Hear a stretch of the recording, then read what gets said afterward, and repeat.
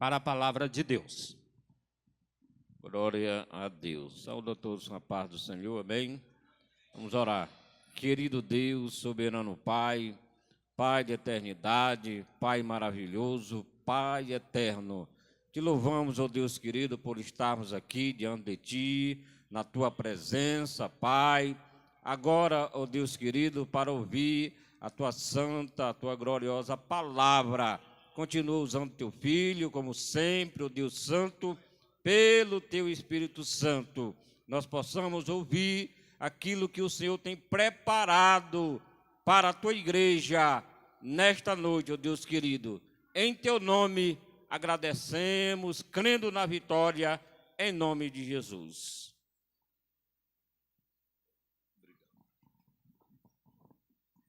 Meus queridos irmãos, é com muitíssima alegria que cumprimento-vos na preciosa paz do Senhor Jesus. Eu quero expressar o meu louvor a Deus pela vida de todos, parabenizando, logicamente, as nossas irmãs e demais que festejam juntos nesta festa tão significativa.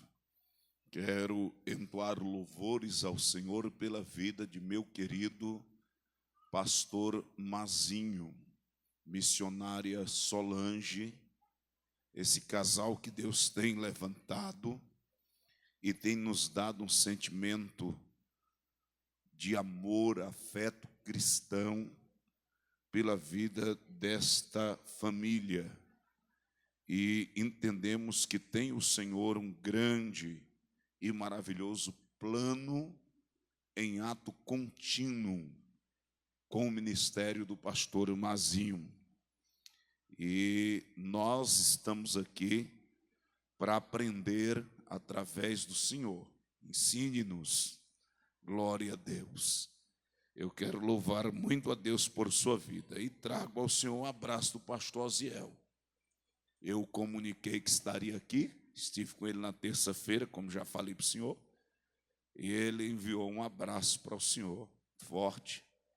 Quero, no nome do pastor Mazinho, cumprimentar todo o colegiado de pastores aqui do campo, Encontro das Águas, que Deus possa abençoar os meus queridos amigos na seara de Cristo, frisando aqui a alegria e gratidão ao pastor Nilton, à missionária Raquel, esse casal que já o conhecemos de longas datas e que tiveram a coragem de nos convidar. Que Deus venha enriquecê-los com toda sorte de bênção e venha, em nome de Jesus, estender mais e mais as suas fronteiras. É o desejo de nosso coração. Quero louvar a Deus pela vida da missionária Vera, minha esposa, que honra-me, fazendo-me companhia nesta e outras viagens pró-evangelho de Cristo. Também preciso frisar o meu louvor a Deus pela vida da cantora que nos antecedeu, a Lívia, né? Que Deus continue usando a Lívia, está ali com o netinho do pastor Mazinho, um homem zarrão quase do meu tamanho, é o Wesley, não é isso? Que Deus abençoe John Wesley, glória a Deus. Meus amados, pegue a sua Bíblia, sem mais delongas, vamos apreciar a doce, infalível e poderosa palavra de Deus. Abra no capítulo de número 4 de Atos dos Apóstolos. Glória a Deus. Leremos o versículo de número 31, o referido texto alusivo à temática deste conclave espiritual. Meu querido presbítero Samuel, prazer muito grande revê-lo. Estivemos juntos há poucos dias, né, na festa lá com o pastor João Gomes. Leve a ele o nosso abraço, em nome do Senhor Jesus. Quem encontrou o referido texto, diga amém. E tendo eles orado, moveu-se o lugar em que estavam reunidos, e todos foram cheios do Espírito Santo, e anunciavam com ousadia a palavra de Deus. Quantos podem glorificar a Deus? Tome assento glorificando ao Senhor, exaltando e bendizendo o seu magnífico nome. Glória seja dada ao santo nome de Jesus.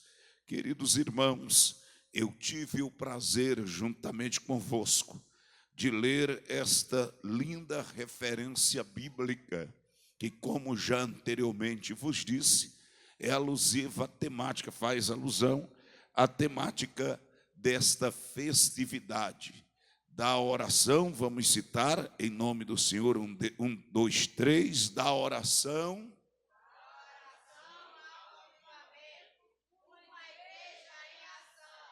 Muito bem, da oração ao avivamento, uma igreja em ação.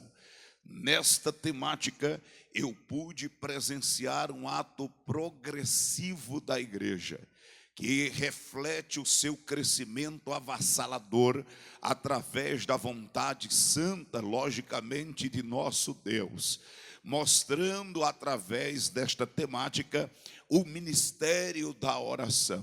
Quando ora, refiro-me, meus irmãos, dizendo-vos e chamando o ministério da oração, é porque eu entendo que oração não é um dom, oração é um ministério. Quando refiro-me à palavra ministério, eu me refiro-me em sua essência ao ato de servir. E o ministério, ele não é às vezes aparente. A oração é um ministério que não é aparente. Todos os que têm uma vida de oração fervorosa, pouco aparecem. Na verdade, quem aparece são os frutos daquele que ora. Ora, lembremos-nos que quando o apóstolo Paulo, ele trata com Timóteo acerca da importância e dos cuidados para com o ministério cristão, ele usa um substantivo que traz, meus irmãos, uma sugestão interessantíssima em sua aplicabilidade. Esses substantivos gregos chamavam de uperetes. A palavra uperetes, ela está relacionada a um agrupamento de pessoas que exerciam uma função significativa e era na área naval. Estes uperetes eram chamados de remadores de segunda classe. Eles ficavam no porão dos navios e com os remos submersos e sobre a pressão do intenso calor, eles remavam usando toda a sua força para fazer com que a embarcação mercante chegasse até o porto que estava pré-estabelecido em seu destino. Então preste bem atenção, mas havia uma primeira classe de remadores. Estes ficavam no convés, apareciam, mas não eram eles que faziam o navio ter propulsão suficiente para enfrentar as intensas ondas e chegar ao seu destino. Quem dava essa propulsão diferenciada àquela embarcação, para que ela chegasse ao seu destino, eram os uperetes. Logo, quando eu chamo que o homem e a mulher de Deus que tem uma vida de oração exercem um ministério, eu estou referindo-me, aleluia, ao ministério que não traz fama, ao ministério que não é reconhecido em muitas ocasiões, ao ministério que não é visto em muitas ocasiões, porém é fundamental para o bom andamento da seara de Cristo. Devo ainda lembrar-te da expressão paulina, e está classificada entre os menores versículos da Bíblia, quando Paulo, ao escrever a sua carta aos Tessalonicenses, capítulo 5 e verso 17, chama-nos a atenção da oração sem cessar. Aleluia. Talvez em primeira instância cause-nos um impacto dizendo assim: como é que nós oraremos sem cessar? Será que porventura dobraremos o joelho e ficaremos de joelhos dobrados 24 horas por dia? Não era a questão escrita e orientada e revelada pelo Espírito a Paulo acerca desta prática física, mas era na verdade uma atividade espiritual. Aleluia. Alguém perguntou a John Wesley: quanto tempo você ora por dia? Aí John Wesley disse à pessoa, ao seu indagador: mais fácil é dizer quanto tempo é que eu fico sem orar, porque na verdade a oração sem cessar é uma oração de comunhão diária, de experiência, aleluia, de estreitamento de intimidade com Deus. A oração é um ministério importantíssimo, assim como o ministério da palavra. Mas devo lembrar-te que a oração é fundamental para a preparação para a palavra, como o louvor é fundamental para quebrantamento do coração. Porém, o efeito do avivamento vem pela palavra, e que a palavra regada com a oração surte o efeito da ação. É interessante, aleluia, o que um jovem chegou a W. Tozer, e perguntando-lhe sobre o poder da oração, ele disse: aleluia, qual é o mais importante, a palavra ou a oração? A.W. Tozer, movido pela sapiência divina, resolve o problema de imediato. Ele repergunta àquele rapaz: qual é o mais importante para um pássaro voar, a asa direita ou a asa esquerda? O rapaz disse: as duas. Então não tire nem a palavra e nem tire a oração. Quem pode dizer glória a Deus? Então a vitória do crente, a vitória do cristão está na oração. Por favor, levante a sua mãozinha para ajudar o pregador. Levante a sua mãozinha e repita após mim: a vitória do crente está na oração e na palavra. Quem pode glorificar a Deus? Ora, para que eu entenda esta bendita referência bíblica e possa aprofundar-me na temática desta festividade, eu preciso trazer-lhes uma abrangência notória do contexto deste referido texto.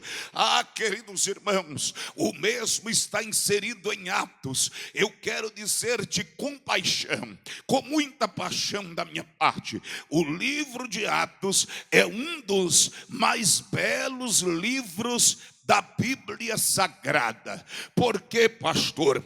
Porque Atos revela-nos a ação do Espírito Santo por intermédio da igreja. É o pontapé inicial do ministério da igreja cristã, igreja de Cristo aqui na terra. É interessante que alguns estudiosos chegam até dizer que Atos dos Apóstolos deveria ser chamado de Atos atos do Espírito Santo, porque é a ocasião que cumpre-se então a bendita promessa de nosso Senhor Jesus.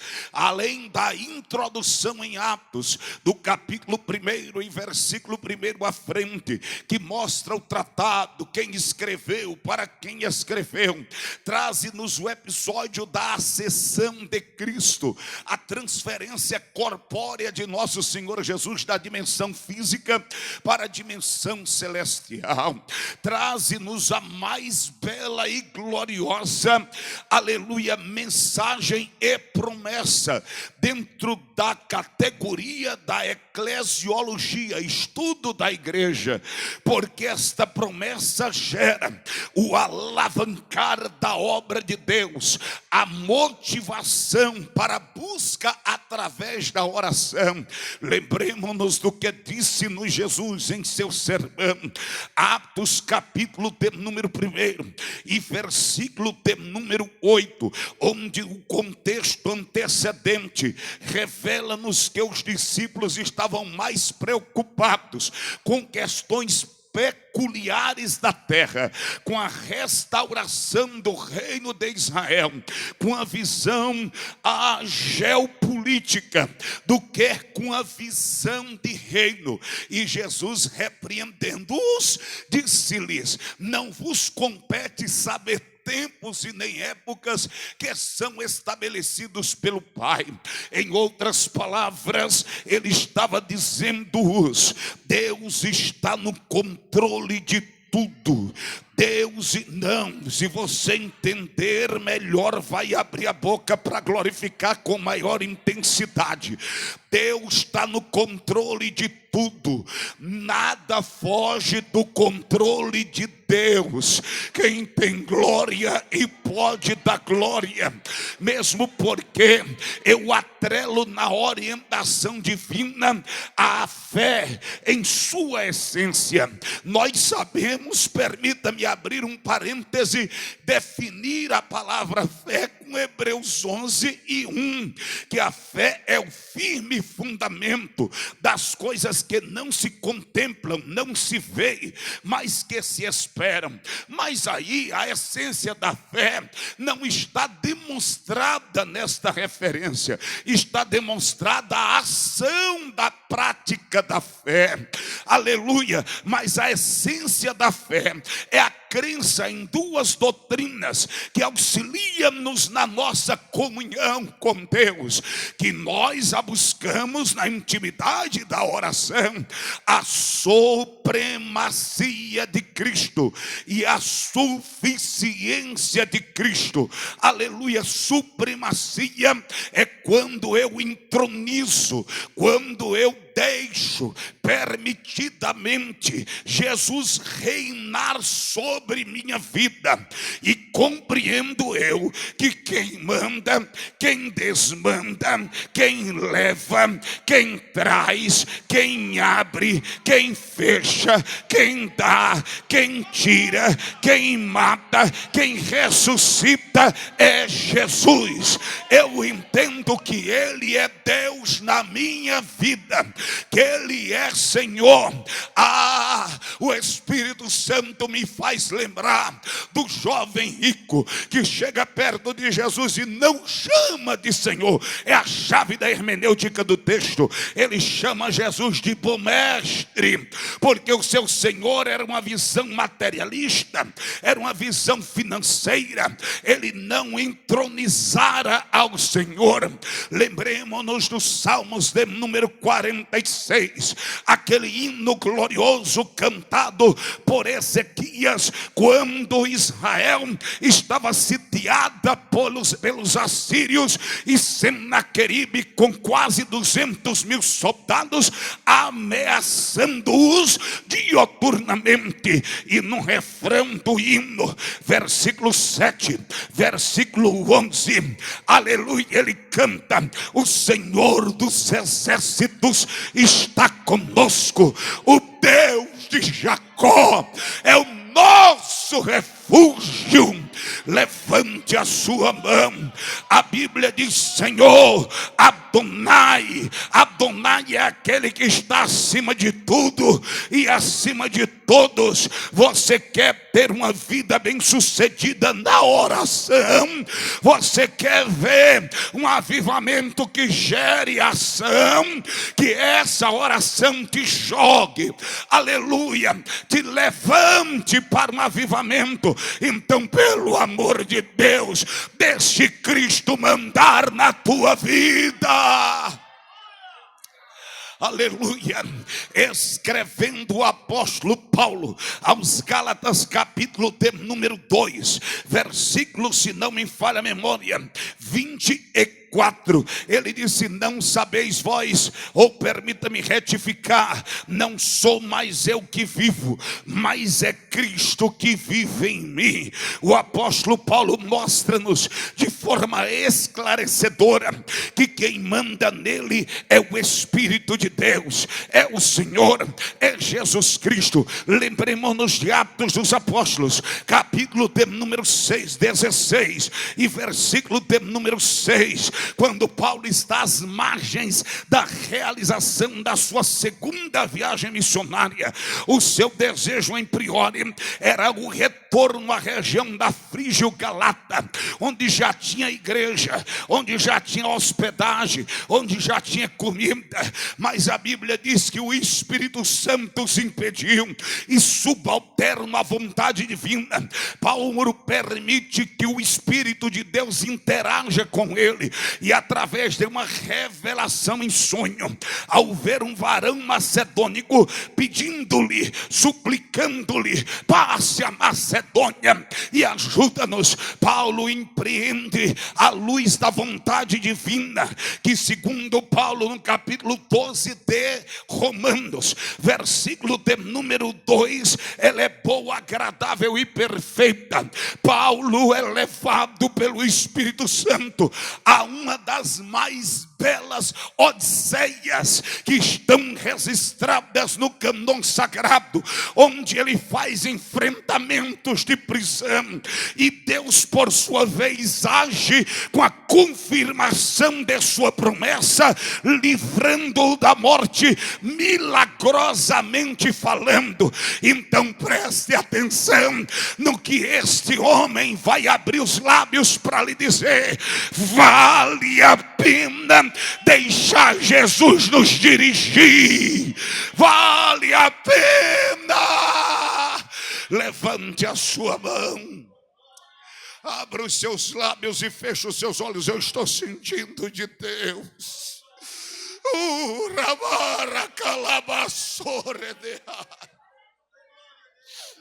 Já tem gente adorando.